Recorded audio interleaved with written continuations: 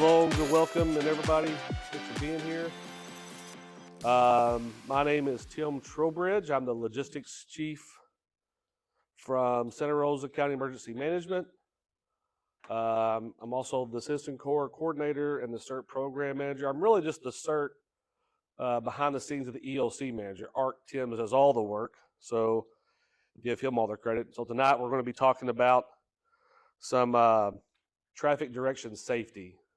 But we're not just representing CERT. It's a really good point. We're not just representing CERT. We're also representing CERT from the Santa Rosa County Emergency Management Office, CERT nationally for that matter. But we're also, as a team, you don't want to represent our organization or anybody else in a bad light, because that reflects down the line.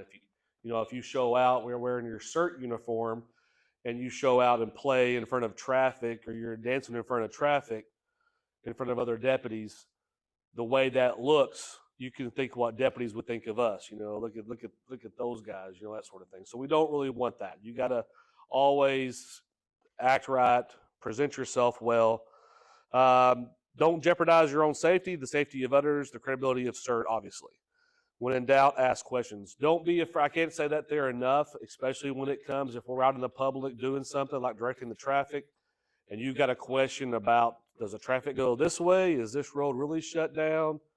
Or anything at all, don't be afraid to ask questions. If you ask a question, they're going to answer it. There's not a dumb question.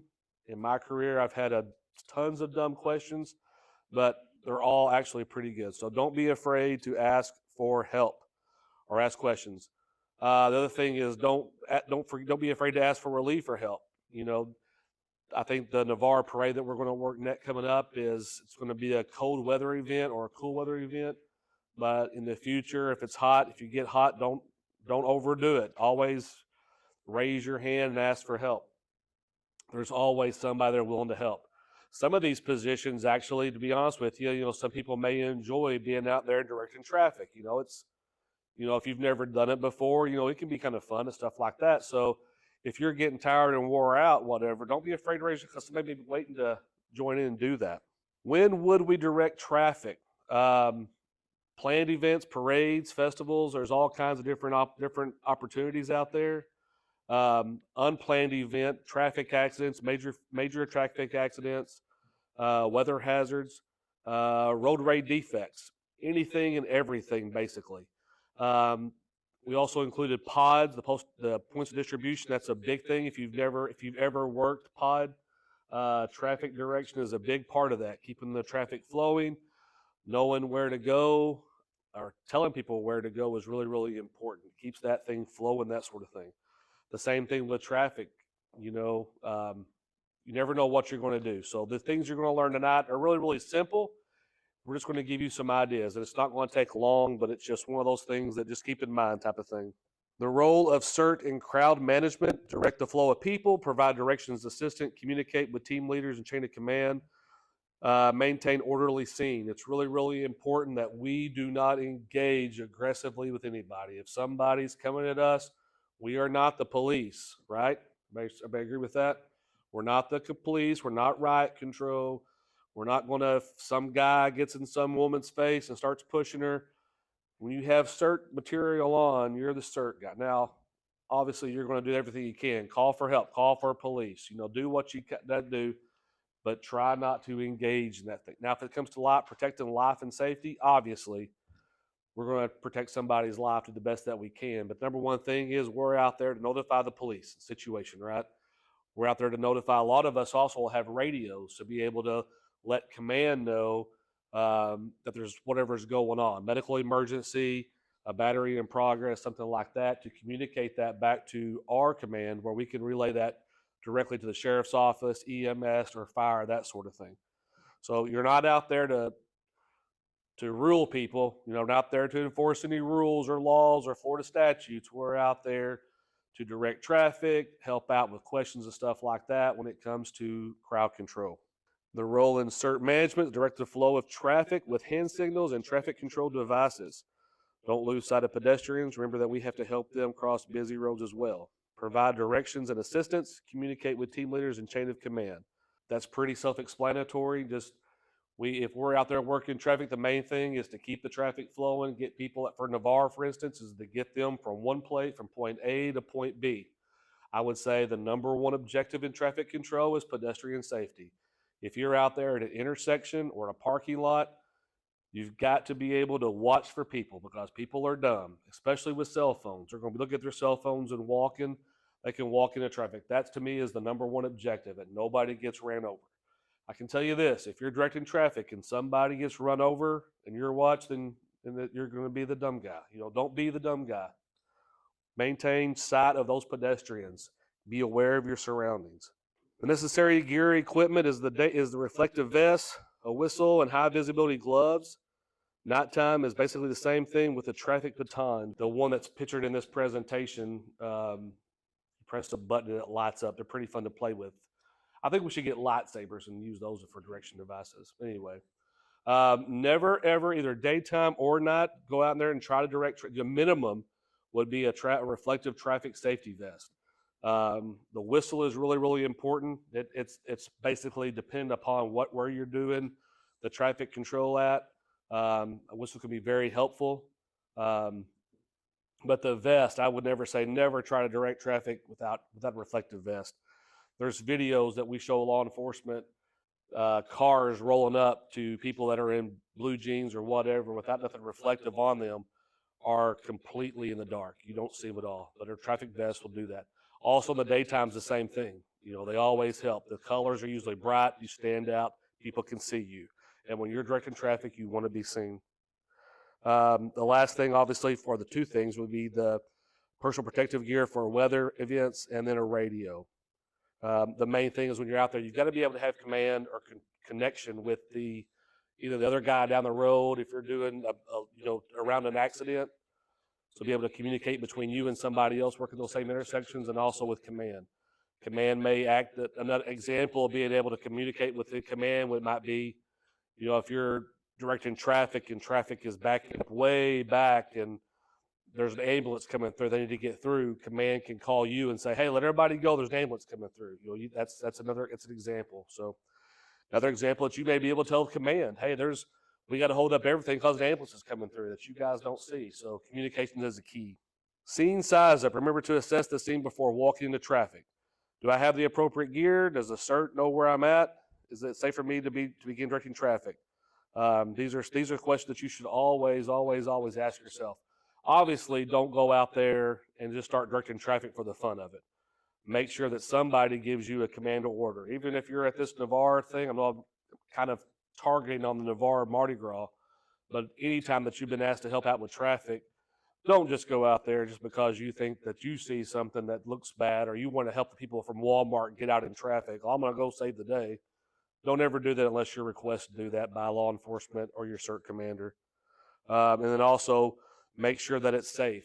If somebody were to ask if you're a CERT commander, if me or ARC were to call you on the radio and say, hey, get out there and direct that traffic, and you don't have the appropriate gear, say, no, I'm not going to do that. Take care of yourself. We might not know, we might just assume that you have a traffic vest. So always assess the situation before walking the traffic. Communication is the key. I kind of went over this from the very, very get-go. Ask for relief if you get tired. Again, don't hesitate to do that. Keep leadership informed of your current situation. When ARC or whoever is in that community, ARC or me or whoever is acting in that position as the command, they don't see outside. They're looking at a screen. They're usually looking at a radio. They may not know what's going on down the road. So keeping that communication with them so they can relay that information to law enforcement, parade, managers or whatever. Give them the information. You guys are all, I think everybody in this room is like a radio guy, right? Are you all ham radio people? So you guys know more than anybody else how to use that radio. So just the communication. Give clear, concise hand signals. Yeah, none of this. We'll go over that in a second. If directing traffic with a partner, we've been through that. So just the communication is key in all areas. Positioning. Center of the intersection, pros and cons. The pro provides greater visibility, provides the greatest control, is the most dangerous. Always, the con would be always be aware of your surroundings, communicate with your partner, keep your personal safety in forefront of mind. So the other one, let me go through this real quickly. It talks about the corner position too. Useful when pedestrian traffic is heavy, safer for you and the pedestrians. Some of the cons is not as visible, takes more time to gain attention of the traffic.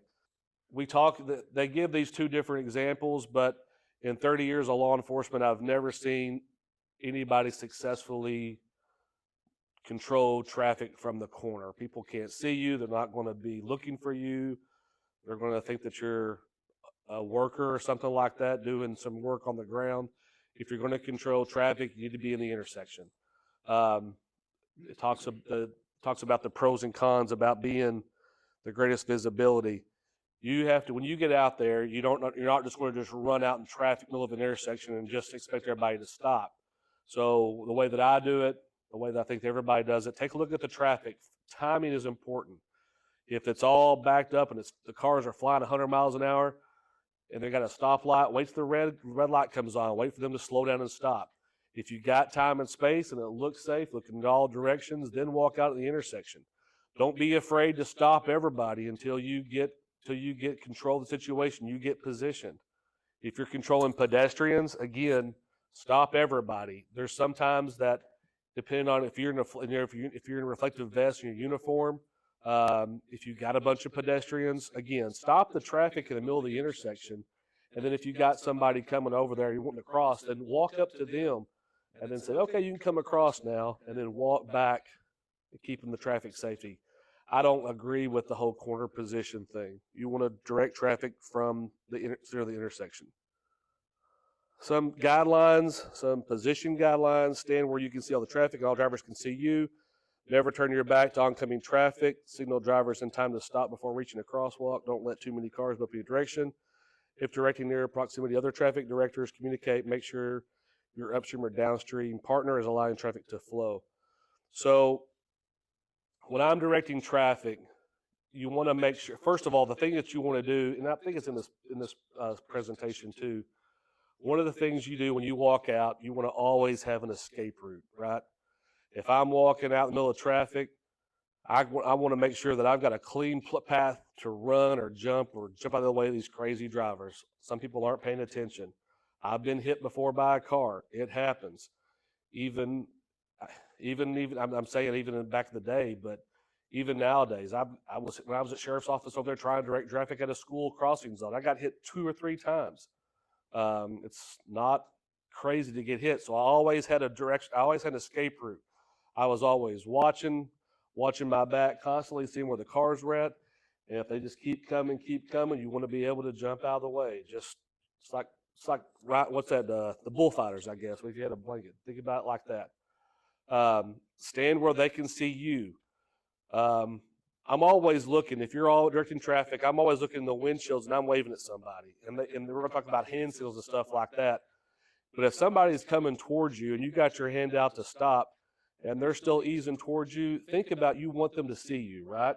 So I wave my hands. I've done this several times. Hey, hey, hey. I'll yell at them. If I have a whistle, I'll blow my whistle. Hey, whoa, do you see me? Stop. Do everything that you can. So when we teach the hand signal thing, don't just think that's all you got. Your objective is to get their attention, to make them stop or do whatever, okay? Never turn your back. We talked about that. Always be watching your six consistent all the time. Don't let too many cars go up in any direction. That's a little give and take. If we're on if there's a long line of traffic on Highway 98 or there's a major thoroughfare and law enforcement tells you the goal is to get their cars across the bridge, then the parking lots can wait, move them along. That's the main flow, and then you can empty out your parking lots a little bit. So we'll give you a goal. Law enforcement will usually tell you what the goal is. So that can come and go. If directing near proximity to other traffic directors, same thing with radios. You want to make sure that everybody communicates, everybody knows what you're doing. Because if you stop a car here and he's sending cars the other direction and you say go, that's a crash, right? So just that communication is important. One of the things also, I'm always trying to see if there's 2 of us directing traffic. The idea would be like around a crash site. We may be called to do that. Depends on where that fire truck is parked at. Fire guys usually park in the center of the roadway where they block all the traffic. But I want to always, even though I got the radio too as a backup, If somebody is near me or proximity to me, close proximity to me, I want to put my eyes on them. Keep your eye and see what they're doing. If you're about to send a car, and you got everybody stopped over here and you say stop, watch and see what he does. There may be somebody that jets out around him, but you don't have time to. So just keeping that eye contact and the communication is really important. Be sure that all traffic is stopped before directing your next traffic to begin moving. I just mentioned that. Working with a partner, the communication. Don't forget about pedestrians. They are the number one thing when you're directing traffic. I don't care if it's a major interstate or something like that. When you see somebody walking up, your eyes better be on them, okay? Watching them. You may tell them to stow, hold, there's cars coming, don't, come on. But if they start walking up, you stop everything, let them get across. Hopefully they'll listen to you, but some people just don't listen for whatever reason. But if they start walking out, they're smaller than those cars. Make those cars stop and let them get across safely. Think before acting. Don't get in a rush and have a clear plan before you begin intervening in traffic direction. Again, that's the very first thing that you're going to do before you start doing traffic. You're going to talk to somebody somewhere is going to give you direction to, clear this intersection or get these cars out of here. Make sure somebody's telling you that sort of thing. Constantly be aware of your surroundings. If the vehicle is not present in the lane that you're stopping traffic, be ready to issue a stop signal to them. Always check to ensure the drivers are aware of your direction. Same thing, be watching for them. You're going to be able to see these people as you're giving directions in the cars, looking at their cell phone. That's going to stand out, or on their phone talking, or talking to the back. You're going to be able to see those things. Just be aware and be aware of what they're doing. Signaling, now the fun stuff. Using a whistle. How many here have a whistle? Yeah. I wish I had my bag. They made fun of me with the sheriff's office because nowadays not everybody has a whistle, but I always had a little whistle chain and everything. And I got asked a couple of different times over there by trainees that would come work with me, what's on the end of that chain? It's a whistle. What is that for? Well, it's because I've done it for a long time. But whistles can be helpful. It's not for every setting, and they don't always work, but it does help get drivers' attention. This presentation talks about stop is one long blast, go is two short blasts. Get attention is several short blasts. Avoid yelling. Don't yell at drivers who don't follow your direction. Guys, you have CERT, and I'm telling myself this too, because I've been in situations. If some yahoo you're telling some yahoo to stop, and he keeps on coming, and he drives right through you, don't give him directions as he's passing you and telling him about how you feel about his driving abilities. Please don't do that. You're wearing a CERT uniform. You're going to feel like telling him about his driving abilities, but it's not worth it. But if you are using a whistle, again, I don't know if everybody knows exactly what one long blast is. I think the whistle more for me is to get somebody's attention. If they're looking somewhere else, I've blown that whistle before, that sort of thing. So the whistle is more about getting the attention. And it does, the several short blasts, I think, do get more attention than the long one. Hand signals. Does everybody know how to give a hand signal? If you're at home on your computer, do this. Everybody here can make a stop signal, right? Fully extend the hand and palm towards the traffic you wish to stop. If you're using a traffic baton, use the handle signal with that. So they're saying use this right here. I've done that. I've also, like I said before, if it's the first time you're walking into traffic, I've done it several times. Do this right here. Getting their attention. Let them see. And I've even done this a whole lot. Stop. Slow down and stop. Once that, you'll learn that if you're out there a lot directing traffic, that once that first car stops and you're out there in the intersection, you're planted, then usually that kind of flows back and they can out there see you doing things. But especially that first one, make sure you get their attention. But you want to use I guess, what would you call it? The universal sign for stop would be that. A go is a continuous motion of one fully extended hand being at your arm and the elbow. This is go. This is not go. So when you're directing traffic, if you'll learn, you'll see cops do the same thing. Road guys doing this. They'll stand here and get tired. Who's all seen that, right? Drivers can't see that. They need this. They need this long motion. And also, this right here is not going to hurry nobody up. ticks people off, but you want to be able to let they see which way to go. Come this way, come this way. Turn is point at the car you wish to turn and then tell them where to go. It's like using the force is the way that I've always taught my trainees. You're using the force. Get their attention and tell them you're going to go that way. You're going to go that way. You're going to go that way. Do it all the time. None of this. Because what's that look like? From this right here, it may be saying turn right. But if you're off in the other direction, it looks like I'm waving at you or something, right? Especially if you're far off. So you want to get their attention. You don't have to use two fingers. Does it say use two fingers?